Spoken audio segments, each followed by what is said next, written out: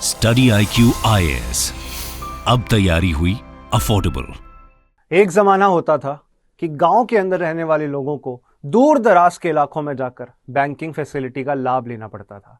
पर दोस्तों, अब एक बहुत बड़ी क्रांति हुई है डिजिटल बैंकिंग इंफ्रास्ट्रक्चर के सेक्टर में, जहां पे भारत सरकार 75 डिजिटल बैंकिंग यूनिट्स की शुरुआत कर चुकी है।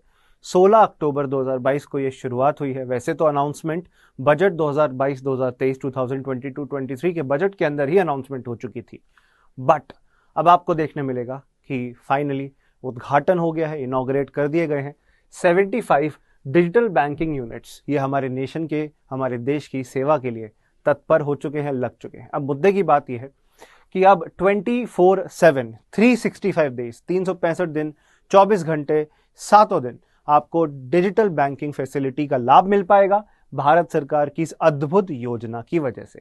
Banking at your doorstep. जी हाँ, इस फैसिलिटी के द्वारा बैंकिंग सर्विसेज आप तक पहुंच पाएंगी बहुत कंफर्टेबल तरीके से।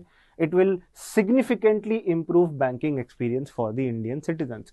भारतीय नागरिकों के लिए बैंकिंग सेवा का लाभ लेना, बैंकिंग सेवा का लाभ ले पाना और ज्यादा सुविधाजनक हो गया है, सिंप्लीफाइड हो गया है, आसान हो गया है, और इससे इंडियन बैंकिंग फैसिलिटीज काफी ज्यादा सुधरेंगी और लोगों तक पहुंच पाएंगी, जिससे हमारे देश में फाइनेंशियल इंक्लूजन हो सकेगा। अब आप मुझसे पूछेंगे फाइनेंशियल इंक्लूजन क्या होता है? इसको हिंदी में वित्तीय समावेशन कहते हैं। फाइनेंशियल इंक्लूजन का मतलब है जब हमारे देश में हर इंसान तक फाइनेंशियल सर्विसेज का लाभ पहुंच सके, एक्सेस ऑफ फाइनेंशियल सर्विस और rather access to financial service in a timely manner to every citizen. Loan लेना चाहें लोन ले सकते हैं, बैंक में पैसा जमा करना है करवा सकते हैं, कहीं पैसा ट्रांसफर करना है करवा सकते हैं, इंश्योरेंस का लाभ लेना है, पेंशन का लाभ लेना है, ये सारी फाइनेंशियल सर्विसेज हैं। अगर आपको ये मुहैया करवाती है गवर्नमेंट, अगर आपको ये दिलवाती है गवर्नमेंट सर्विसेज, तो मतलब गवर्नमेंट आपको फाइनेंशियल इंक्लूजन प्रोवाइड कर रही है। जो लोग गरीबी की वजह से, पॉवर्टी की वजह से, पढ़े लिखे ना होने की वजह से, लेस एजुकेटेड होने की वजह से फाइनेंशियल सर्विसेज नहीं ले पाते थे, बैंक्स के लंबे चौड़े फॉर्म, सारे फॉर्म्स नहीं भर पाते थे, उनको भी हम बैंकिंग सर्विसेज का लाभ दे पा रहे हैं thanks to digital banking units, DBU। और इससे क्या होगा? इससे फाइनेंशियल इंक्लूजन बनेगा। इंडिया के अंदर ज्यादा से ज्यादा फाइनेंशियल इंक्लूजन बढ़ेगा, फाइनेंशियल सर्विसेज में लोग जुड़ेंगे, अफोर्डेबल कॉस्ट में फाइनेंशियल सर्विसेज लोगों को प्रोवाइड करेंगे। दोस्तों आगे चलते हैं। तो भारत एक बहुत डाइवर्स कंट्री है। भारत, आप देखते हैं, India is such a big country, soon to be number 1 in terms of population. Number 1 आने वाले हम दुनिया में आबादी के मामले में। आजादी के बाद से 1947 के बाद से बहुत कोशिशें की गई हैं बैंकिंग सेक्टर में रिफॉर्म्स करने की। हमारे देश में रिजर्व बैंक ऑफ इंडिया को नेशनलाइज किया, स्टेट बैंक ऑफ इंडिया एक नेशनलाइज्ड बैंक बना।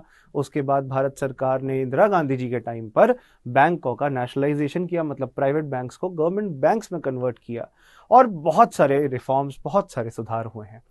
उसी दिशा में एक और बहुत बड़ा रिफॉर्म है जहां पर 75 डिजिटल बैंकिंग यूनिट्स ऐसे दिखेंगे। ये डिजिटल बैंकिंग यूनिट्स, जैसे ये ब्रांच है ICICI की, यहाँ पर डिजिटल बैंकिंग यूनिट फैसिलिटी भी होगी जिसमें आप एक्सेस प्राप्त कर पाओगे अलग अलग सर्विसेज का। तो ये 75 यूनिट्स देश के नाम सौंपे गए हैं इंडिया के अंदर। शेड्यूल्ड कमर्शियल बैंक्स, जैसे अभी ICICI का एग्जाम्पल दिया ना मैंने आपको, ऐसे कई सारे कमर्शियल बैंक्स इनको प्रोवाइड करेंगे, फैसिलिटी को प्रोवाइड करेंगे। और ये क्यों हो रहा है, अभी ही क्यों हो रहा है? क्योंकि ये 75th year of India's independence है, इंडिया की इंडिपेंडेंस एनिवर्सरी है, इसलिए ये अभी जाकर किया जा रहा है। ये बात आपको याद रखनी है। तो कैसे देखते हैं, मैंने आपको बताया PM के द्वारा इनॉग्रेट किया है।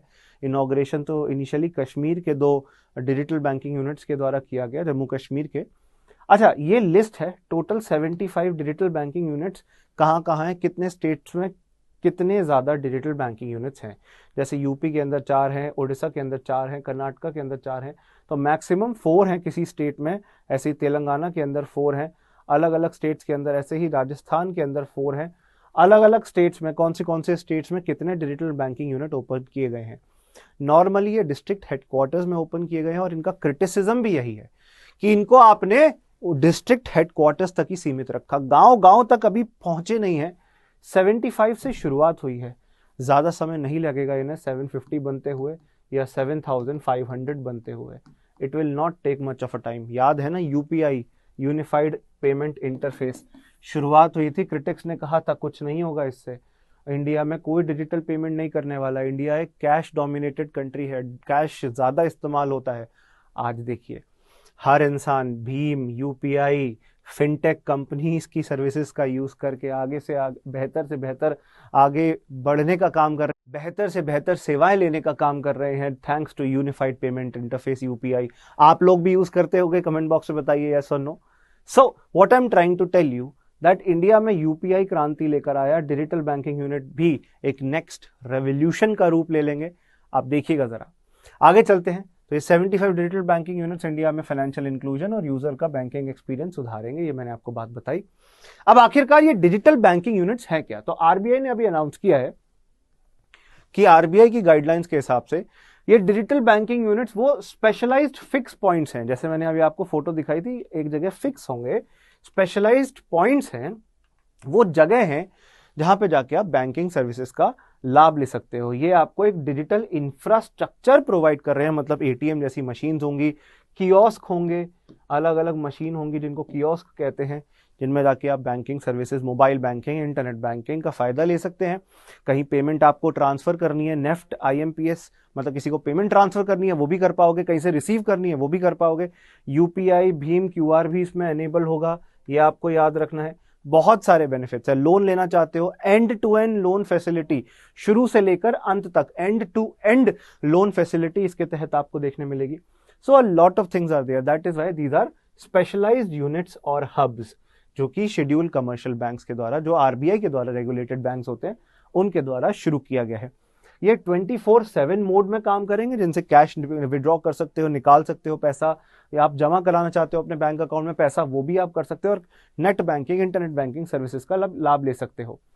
कस्टमर्स को एक और बेनिफिट है डिजिटल असिस्टेंस जोन्स का, जो कि नॉर्मल जो बैंकिंग आवर्स होते हैं उसके दौरान अगर आप जाएंगे तो आपको बैंकिंग सर्विसेज का लाभ लेना, कैसे इस्तेमाल आप कर सकते हो बैंकिंग सर्विसेज का, जैसे फॉर एग्जांपल आपको कहीं पेमेंट ट्रांसफर करनी है, कैसे कर सकते हो वो सिखाएंगे भी। तो आपकी एजुकेशन अवेयरनेस, मतलब आम जनता को बैंकिंग सर्विसेज के बारे में एजुकेट और अवेयर करने के लिए डिजिटल असिस्टेंस जोन्स भी ओपन किए जा रहे हैं।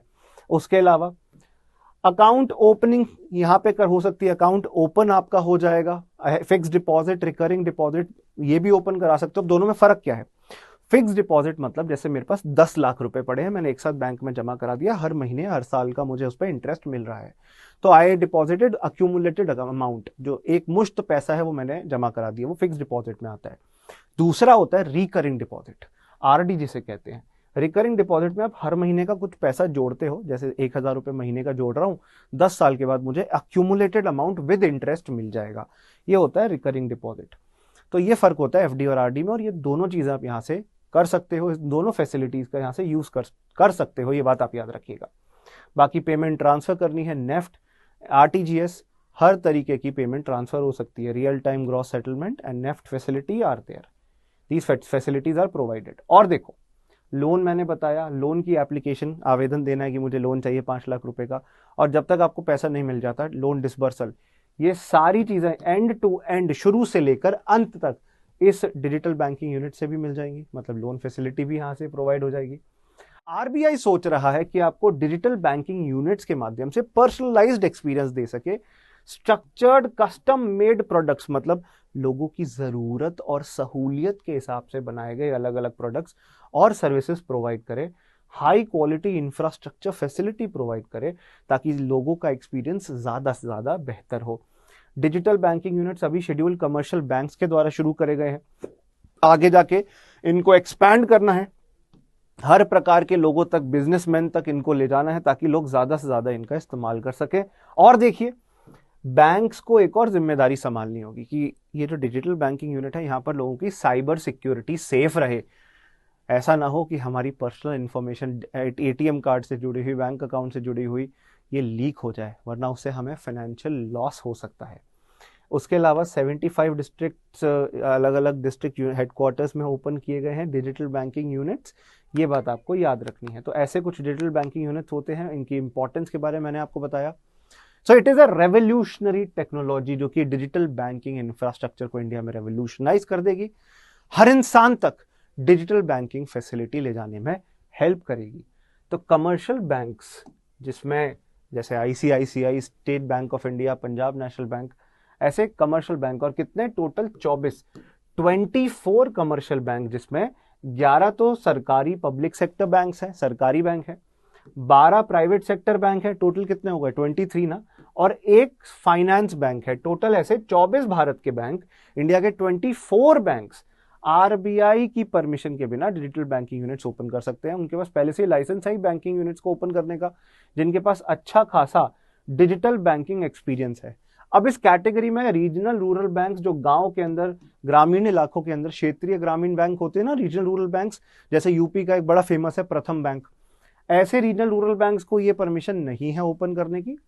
पेमेंट बैंक जैसे पेटीएम पेमेंट बैंक का आप यूज करते होगे, एयरटेल पेमेंट बैंक भी होता है, इनके पास भी परमिशन नहीं है। और कुछ लोकल एरिया बैंक्स होते हैं, उनके पास भी परमिशन नहीं है ये डिजिटल बैंकिंग यूनिट्स ओपन करने की। तो आपको क्या समझना है, टोटल 24 बैंक्स हैं इंडिया में जिनके पास परमिशन है, जिसमें पब्लिक सेक्टर बैंक्स हैं टोटल 11, सरकारी के अलावा प्राइवेट 12 है, और एक फाइनेंस बैंक है, टोटल 24 हो गए। और ये रेवोल्यूशनाइज कर देंगे डिजिटल बैंकिंग इंफ्रास्ट्रक्चर को इंडिया में। आगे समझते हैं। ये 365 डेज 24/7 अवेलेबल रहेंगे, जहां पे सेविंग्स बैंक अकाउंट खुलवा सकते हो, अकाउंट खुलवाने का काम यहाँ हो सकता है, या बिजनेस के लिए करंट अकाउंट खुलवा सकते हो। ये बिजनेसमैन खोलते हैं करंट अकाउंट, आप और मेरे जैसे लोग सेविंग्स अकाउंट खोलते हैं।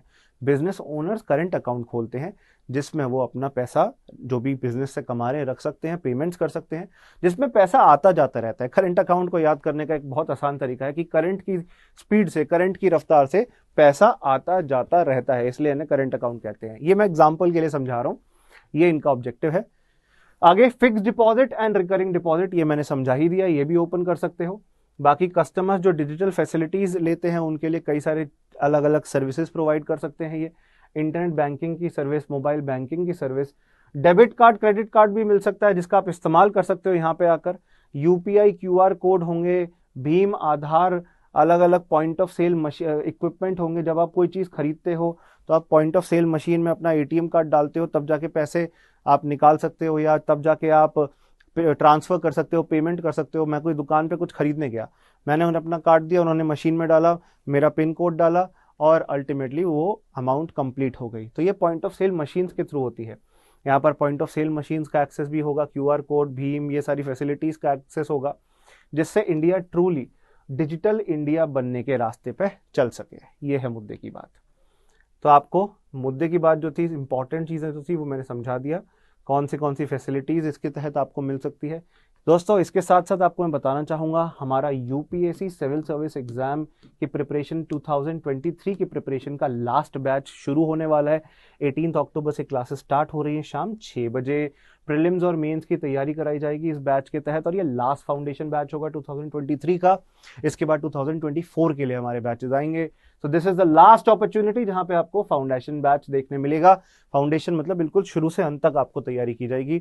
जरूर वसु लाइव कूपन कोड का आपको यूज करना है, तब आ जाके कोर्स जो 24,499 का है वो 18,999 का देखने मिलेगा।